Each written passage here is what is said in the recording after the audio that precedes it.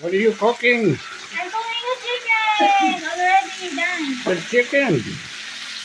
It's okay na. Like this.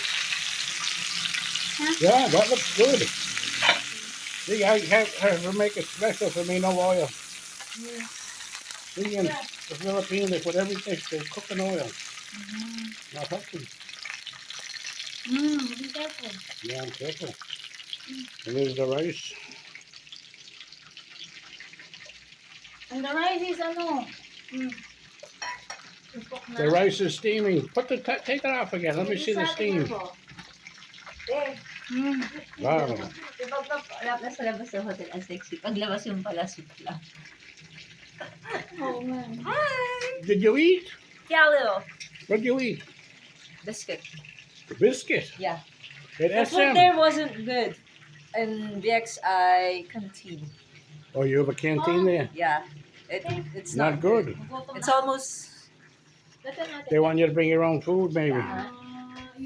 You're far away from SM though, the mall, the food court and everything. Yeah, I have to... Yeah, it's like a Maybe half a it's mile like- walk. I had to walk it once. I We got only lost. have like 30 minutes for lunch break.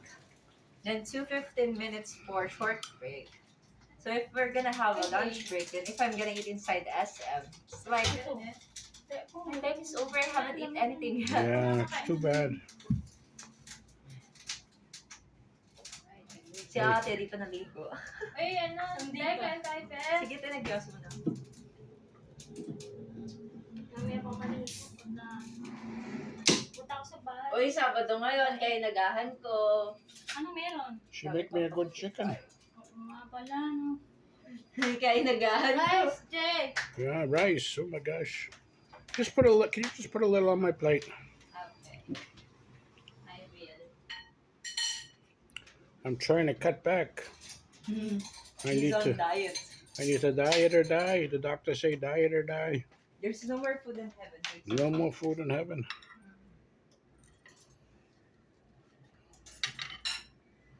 One. Perfect. Sure.